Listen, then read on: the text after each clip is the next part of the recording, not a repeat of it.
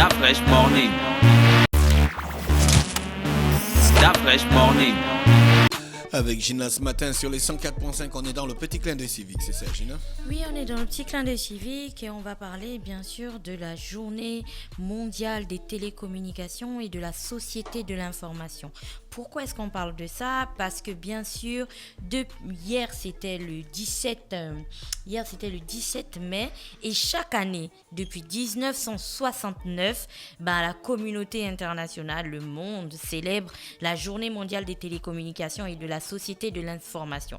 Alors cette journée marque d'abord la création de l'Union internationale des télécommunications, donc qui a eu lieu le 17 mai 1865 avec la signature à Paris de la première convention télégraphique internationale et c'est aussi bien sûr la journée mondiale, donc depuis, comme je le disais, depuis 69, la journée mondiale des télécommunications et de la société de l'information. Donc comme vous le savez, à chaque fois qu'on a une journée mondiale, on a une thématique et donc l'année 2020, vous allez comprendre pourquoi j'ai décidé de parler de ça aujourd'hui. L'année 2020 représentait une occasion unique pour les membres donc de l'UIT de célébrer les contributions des technologies de l'information et de la communication au progrès de la société de l'information, mais aussi de présenter ce qu'on appellera désormais le programme Connect 2030 pour le développement des télécommunications dans le monde. Donc la résolution 200 donc de Dubaï 2018 et de la conférence plénipotentiaire. Donc désormais coordonnée avec le plan stratégique de l'Union pour la période 2020-2023 et en particulier aussi c'était l'occasion de mettre l'accent sur la manière dont les avancées techniques des 10 prochaines années contribueront à atteindre plus rapidement les objectifs de développement durable du programme de développement durable à l'horizon 2030 adopté par les Nations Unies. Donc en gros, en français facile, pourquoi est-ce qu'on parle de ça aujourd'hui? Parce que étant donné que hier c'était la journée mondiale des télécommunications et de la société de l'information, tenez-vous bien, le thème était Connect 2030, l'éthique au service des objectifs de développement durable. Et donc, c'était encore plus important parce que vous savez, parler de télécommunications en 2020, là, dans le contexte dans lequel nous sommes, est encore plus intéressant parce que comme l'a dit le secrétaire général de l'ONU, Antonio Guterres, je cite, les technologies de l'information peuvent être porteuses d'espoir car elles permettent à des milliards de personnes dans le monde entier de créer et d'entretenir des liens. Fin de citation. Et donc pourquoi c'était encore plus passionnant en cette année 2020? Parce que vous savez que dans un contexte de coronavirus, bien plus que jamais en fait les télécommunications ont eu une place particulière dans les débats en fait des pays parce qu'il fallait savoir comment faire pour continuer à travailler, continuer à vivre, continuer à entretenir des relations, continuer à peut-être même manger, avoir des contacts et ainsi de suite sans pour autant se toucher, sans avoir besoin de se voir et ce genre de choses. Donc, toutes ces questions-là, en fait, ont été au cœur de cette année 2020 parce que je pense que depuis que 2020 a commencé, on est en plein dans cette affaire de coronavirus et on a cherché, plein de pays ont cherché comment utiliser au maximum les télécommunications pour au maximum aussi limiter en fait les contacts que les êtres humains ont les uns avec les autres. Et donc cette année 2020 a été l'occasion donc lors de la célébration de la journée mondiale des télécommunications de mettre l'accent sur ce qu'ils ont appelé Connect 2030. Donc Connect 2030 c'est le nouveau programme dans lequel on est rentré avec bien sûr la journée mondiale des télécommunications qui prévoit que donc à l'orée 2030, l'Union internationale des télécommunications va mettre l'accent précisément sur la manière dont les avancées techniques des 10 prochaines années contribueront à atteindre plus rapidement les objectifs de développement durable des Nations Unies. Vous vous souvenez, les objectifs de développement des Nations Unies qu'on appelle plus communément les ODD, il y en a 17 exactement et on en a déjà un petit peu parlé ici. Donc étant donné qu'on est en plein dans le programme Connect 2030 pour le développement des télécommunications éthiques dans le monde, on ne peut donc pas passer à côté des objectifs de développement durable. Je sais, vous m'attendez sur le coronavirus, j'arrive.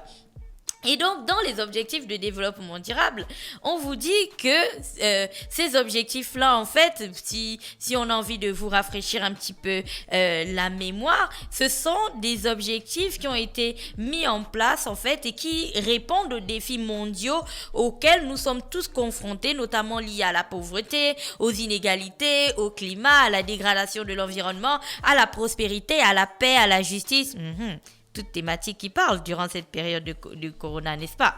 Et donc, les objectifs sont interconnectés et pour ne laisser personne de côté, il est donc important d'atteindre chacun d'eux et aussi de faire en sorte que chaque objectif atteigne la cible d'ici 2030. Et donc, ces objectifs-là d'ici 2030 doivent être atteints aussi à l'aide des télécommunications. Maintenant, en quoi est-ce que c'est important avec cette période de coronavirus? C'est parce que bien sûr, on s'est rendu compte, comme je le disais en introduction, de l'importance qu'avait Internet dans nos vies. Alors, aujourd'hui, plus que jamais, lorsqu'on se pose et qu'on analyse notre consommation d'Internet, mais surtout le rôle central qu'Internet peut jouer, vous comprenez qu'on a bien intérêt à améliorer nos communications, ça peut même aller au-delà de juste les réseaux sociaux. Quand je parle d'Internet, c'est le développement d'applications utiles. Par exemple, en parlant de Covid-19, vous vous souvenez, vous avez regardé comme moi, lorsque la France faisait par exemple le bilan le bilan de l'évolution du Covid-19 dans son pays, qu'est-ce qui se passait? Vous aviez chaque soir, lorsqu'ils annonçaient, on vous parlait du taux d'occupation de lits, on vous parlait d'une plateforme où partout en France, en fait, les hôpitaux pouvaient donner leur quantité d'occupation. Donc lorsqu'ils te disent que les entrées en réanimation ont baissé, c'est bien parce que c'est informatisé. On sait que là, par exemple, la semaine dernière, on avait un pic d'entrée en réanimation et puis là, le gars qui est par exemple à Paris ou je sais pas où il se trouve, à l'aide d'une application, il arrive à voir ce qui se passe dans chaque hôpital en fait et du coup, il sait si la quantité là-bas a été gérée, comment ça a été géré à tel autre endroit et ainsi de suite. Là, on vous parle, c'est un cas sur les hôpitaux. Mais après, tu as aussi des cas sur par exemple la gestion des stocks, la gestion des stocks des pharmacies, la gestion des stocks des magasins, la gestion des stocks de je sais pas, de toutes les personnes en fait qui vendraient des produits. Pourquoi je veux m'appesantir sur ça? Parce que vous avez certainement vu à la télévision que le ministre de la Santé a par exemple fait un tour dans certains hôpitaux pour être sûr qu'il y avait des médicaments nécessaires. Le stock de médicaments nécessaires dans les pharmacies était encore bon. Vous avez aussi dû voir que certainement en province, vous avez vu ce courrier lors du début de la pandémie de Covid au Gabon où, je pense, le gouverneur demandait aux gars des magasins et tout de vérifier leur stock et ainsi de suite. Vous comprenez qu'en fait, des choses qui sont normalement déjà informatisées chez les autres, chez nous, on est encore au niveau de tableur Excel, appelle vite, fais une fiche comme ça et compte comme ça. Donc, c'est qu'on n'est pas encore arrivé à l'endroit où on devait arriver et c'est donc l'occasion, je pense, hier avec la journée mondiale des télécommunications, ça aurait été, j'espère que ça a été une belle occasion pour chacun de cogiter véritablement sur le niveau où nous nous trouvons exactement en termes de disponibilité d'Internet. Parce qu'Internet va véritablement au-delà des réseaux sociaux et je le redis encore. Internet va véritablement au-delà des réseaux sociaux. Internet pourrait aider à tellement plus de choses. Par exemple, je vous prends l'objectif de développement durable numéro 1 qui dit pas de pauvreté. On dit donner ce que vous n'utilisez pas. Donc cet objectif, c'est un objectif qui se fixe sur la croissance économique qui doit être partagée pour créer des emplois durables et promouvoir l'égalité. Moi, j'aurais piqué cet objectif-là et je vais juste coller sur la croissance qui doit être partagée. En ces temps de coronavirus, imaginez un seul instant si on vivait dans un monde où chacun avait une bonne connexion Internet, où chacun était connecté, fiché, identifié de manière totalement numérique. Vous vous rendez compte que ça aurait été plus facile de gérer les charges ou l'apport financier de X ou Y personnes, de tel ménage fragile ou de tel autre ménage qui ne serait pas fragile ou ce genre de choses. Bref, on aurait une cartographie un petit peu plus claire parce que tout ça, c'est possible avec Internet. Après, je vous prends l'objectif numéro 2, l'ODD 2 où on dit zéro faim. Bien sûr, c'est le secteur de l'alimentation et de l'agriculture qui offre des solutions clés pour le développement. Il est au cœur de l'éradication de la faim et de la pauvreté. Moi, je peux contourner cet objectif 2 en parlant de certaines pénuries qu'on a souvent dans nos marchés. Tu sais, c'est quand il manque le manioc au marché en fait, on est déjà dans l'absence du manioc. C'est à ce moment-là que l'on sait qu'il manque le manioc. Or, normalement, si tu avais des systèmes qui permettaient de gérer déjà les baisses où on observerait que, tiens, le marché d'Akébé là-bas, il n'y a plus de manioc, mais du genre un truc qui est centralisé, une gestion centralisée des marchés, on identifierait bien plus rapidement, on anticiperait bien plus rapidement les pertes ou je ne sais pas, les baisses de stock, les pénuries avant qu'elles ne nous frappent de plein fouet en fait. Après, vous avez un objectif, l'objectif numéro 4, je souris parce que celui-là, on est en plein cœur à l'intérieur. Aider à l'éducation des enfants dans votre communauté. Obtenir une éducation de qualité est le fondement pour améliorer la vie des gens et le développement durable en ces temps de coronavirus. Faites juste une petite comparaison. Vous avez Internet ici. Vous avez ensuite les enfants de l'autre côté qui essaient de savoir comment est-ce qu'ils vont s'éduquer et ce genre de choses vu qu'on peut plus aller à l'école. Et vous comprenez que Internet aurait été la clé si et seulement si les ménages étaient connectés, si et seulement si la pénétration d'Internet au Gabon était optimale, si et seulement si l'appropriation des technologies de l'information et de la communication était optimale au Gabon, aujourd'hui, on parlerait certainement d'autres choses. Et puis, on parle encore de plein d'autres, de plein d'autres objectifs que vous pourrez retrouver et que vous pourrez comparer.